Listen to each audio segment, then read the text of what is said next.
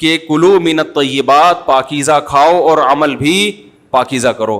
تو جو اصل بات میں یہ محرم ہی کے حوالے سے یہ آیت کا میں نے انتخاب کیا تھا کہ جب آپ پاکیزہ کام کریں گے اور پاکیزہ کھائیں گے تو اس سے آپ لوگوں کو اچھے لگیں گے اور لوگوں کا دل چاہے گا کہ آپ جیسے بن جائیں. سمجھ میں آ رہی بات؟ ایک مثال دیتا ہوں. دیکھو کوئی بھنگی ہو جو بیچارہ ہر وقت گندگی میں رہتا ہو, اسے آپ سمجھائیں کہ یار اچھی زندگی گزارو, صاف ستھرے ہو جاؤ. آپ نے کسی دن اس کو نہلا دیا, بہترین کپڑے ڈیٹول سے نہلایا, سروس کروائی, کیونکہ ظاہر ہے وہ اتنے دنوں سے ایک کام کر رہا ہے تو وہ سروس کے بغیر دھلے گا نہیں. سروس کروائی آپ نے اس کی, خوب نہلا دھلا کے اس پہ اسپرے چھڑک دیا آپ نے, اور 3 دن تک کنٹینیو یہی کام کیا, تو آپ مجھے بتاؤ اس کو برا فیل ہوگا یا اچھا فیل ہوگا؟ کہے گا یار بڑا مزہ آیا. اس کے دل میں اپنے کام سے نفرت پیدا ہونا شروع ہو جائے گی. تو اچھی چیز میں, اچھی طہارت میں, پاکی میں اللہ نے اٹریکشن رکھی ہے. جیسے صاف ستھرا آدمی اچھا لگتا ہے یا گندا اچھا لگتا ہے؟ صاف ستھرا اچھا لگتا ہے. تو صاف ستھرے اعمال والا بھی انسان کو اچھا لگتا ہے. تو اللہ تعالیٰ نے اسلام کو جو ڈیفائن کیا 2 لفظوں میں, اچھا کھاؤ اور عمل اچھا کرو. کیا مطلب؟ ایسا کام کرو کہ غیر مسلم تمہاری طرف مائل ہوں کہ یار یہ بڑے اچھے ہیں. تو کوئی ایسی رسم اسلام میں جس کو دیکھ کر وحشت ہوتی ہو, اس کا مطلب ہے وہ اسلام, بولو بھائی, نہیں ہے. کوئی بھی آپ ایسا عمل کر رہے ہیں, لیبل اسلام کا لگا رہے ہیں, مگر اسے دیکھ کر غیر مسلم کو گھنٹوں گھنٹوں سمجھانا پڑتا ہے یہ کیوں ہو رہا ہے, اس کا مطلب ہے کہ یہ اسلام, بولو نا بھائی, نہیں ہے.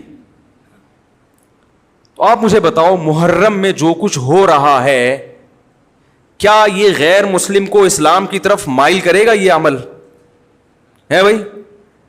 یعنی کوئی غیر مسلم اسے دیکھ کے مسلمان ہوگا کہ یار ماشاءاللہ بڑا زبردست اسلام ہے. افسوس ہمیں اس پر ہے کہ دیکھو جن کا مسلک ہے, جن کا فقہ ہے, وہ جو کچھ کر رہے ہیں انہیں کرنے دو. اپنے بارے میں یہ فیصلہ کرو کہ ہم سنی ہیں یا شیعہ ہیں. فرقے شروع سے چلے آ رہے ہیں نا, شیعہ اور سنی, ختم کرنا تو ممکن نہیں ہے. تو حضرت عیسیٰ علیہ السلام جب نازل ہوں گے تو تلوار کی زور سے تمام فرقوں کو ختم کر دیں گے. تو جو کام عیسیٰ علیہ السلام کا ہے وہ خود کرنے کی کوشش نہ کرو, جو حضرت مہدی کا کام ہے وہ خود کرنے کی کوشش نہ کرو. ہم کسی فرقے کو ختم نہیں کر سکتے, لیکن ہم اپنے آپ کو ڈیفائن کر سکتے ہیں. ہم یہ بتا سکتے ہیں کہ ہماری رائے میں صحیح کیا ہے. تو میرے بھائی, نبی صلی اللہ علیہ وسلم نے فرمایا 73 فرقوں میں سے ایک جنتی ہے. تو یا تو ادھر چلے جاؤ, یا بولتے کیوں نہیں, ابھی نہیں بول رہے تو پھر عمل کیسے کرو گے, یا تو پورے ادھر چلے جاؤ یا پورے ادھر آ جاؤ. مجھے خدا کی قسم اس پر کوئی اشکال نہیں ہوتا کہ شیعہ لوگ ماتم کیوں کر رہے ہیں, شیعہ لوگ یہ سب کچھ کیوں کر رہے ہیں, وہ جو ہے وہ مرثیے کیوں پڑھ رہے ہیں. مجھے اس پر اشکال نہیں ہوتا. ان کے دلائل ہوں گے ان کے پاس, ان کے علماء ان کو بتاتے ہیں. وہ کب کہتے ہیں کہ ہم سنی ہیں, وہ کب کہتے ہیں کہ ہم صحابہ کو حجت سمجھتے ہیں. ایک چیز کا انہوں نے دعویٰ ہی نہیں کیا تو ہم ان پر وہ کیوں تھوپیں ان کے سر پہ. لیکن میں آپ کی بات کر رہا ہوں, میں ان لوگوں کی بات کر رہا ہوں جو اپنے آپ کو سنی کہتے ہیں. تو بھائی پھر سنی ہو تو جو اہل سنت والجماعت کے جو چاروں مکاتب فکر ہیں, حنفی, مالکی, شافعی, حنبلی, اہل سنت کے ہیں نا, ان کی کتابوں میں کہیں بھی اس طرح کی کوئی چیز, بولو بھائی, نہیں ہے. ماتم کرنا اہل سنت کے ہاں جائز نہیں ہے. نبی صلی اللہ علیہ وسلم نے میت پر چیخو پکار کرنے کو حرام قرار دیا ہے. نوحہ کو جو میت پہ رونا پیٹنا ہوتا ہے, گریبان چاک کرنا, اس عمل پر آپ صلی اللہ علیہ وسلم نے لعنت فرمائی ہے. صحیح بخاری صحیح مسلم کی حدیثیں ہیں. حضرت جعفر طیار رضی اللہ تعالی عنہ نبی کے سگے چچا زاد بھائی میدان جنگ میں شہید ہوئے. 4 بیویاں بیوہ ہوئی ہیں, چھوٹے چھوٹے بچے یتیم ہو گئے. آپ نے ان کی بیویوں کو زور سے رونے کی اجازت نہیں دی.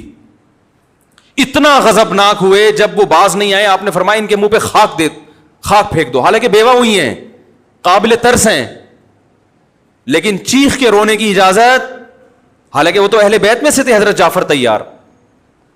ظلمن شہید ہوئے تھے. ہماری نظر میں حضرت حسین رضی اللہ تعالی عنہ کا قتل کربلا میں یہ تاریخ کا بدترین ظلم, اس لیے بدترین ظلم کہ آپ غیر مسلموں کے ہاتھوں شہید نہیں ہوئے, بلکہ ان لوگوں کے ہاتھوں شہید ہوئے جو اپنے آپ کو مسلمان کہتے تھے, اور مسلمانوں کی قیادت اس وقت ان کے ہاتھ میں تھی, حکومت ان کے ہاتھ میں تھی. لیکن اس ظلم پہ اہل سنت والجماعت کے ہاں, جو سنی ہیں, ان کے چاروں مکاتب فکر کے ہاں نہ رونے پیٹنے کی اجازت, نہ نوحہ کرنے کی اجازت, اور نہ میرے بھائی ماتم کرنے کی اجازت. میرے بھائی آپ لوگ اللہ کا واسطہ محرم میں مرثیے نہ لگائیں. ہر گاڑی میں کوئی نوحہ چل رہا ہے, کوئی شیعہ ہے تو ٹھیک ہے وہ کرے, سنیوں پہ یہ کام زیب نہیں دیتا, کیونکہ یہ منافقت ہے. پتہ ہی نہیں چل رہا آپ ادھر ہو یا آپ ادھر ہو.